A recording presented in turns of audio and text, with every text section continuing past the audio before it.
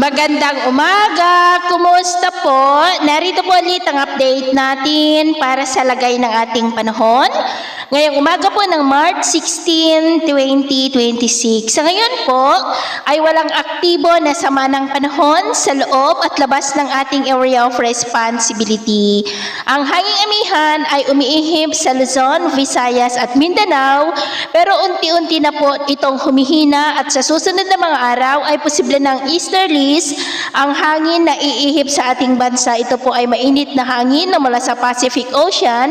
Indikasyon po yan na nalalapit na tayo na tutungo sa transition period ng tag-init season.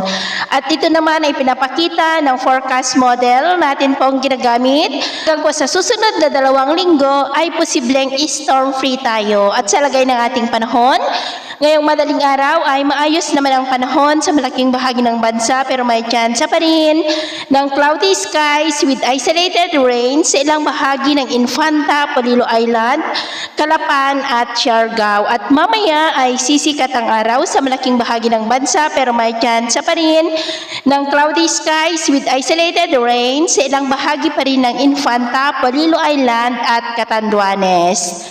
At mamayang hapon, maayos na panahon pa rin ang asahan sa malaking bahagi po ng ating bansa. At sa atin naman pong mga baybayin, maalon pa rin sa silangang baybayin ng ating bansa na ang mga alon ay posibleng aabot hanggang sa 1.8 to 2.8 meters height. Kaya hanggat maaari, ay iwasan na po muna natin ang papalaot dyan sa mga may kulay pula para mas makaiwas sa mga sakunang pangkaragatan. So ito lang latest update natin sa araw na ito. At ako po muli si James na nagsasabing sa kahit anong pagsubok po na darating sa ating buhay, huwag na huwag po tayong mawawalan ng pag-asa. Thank you and God bless!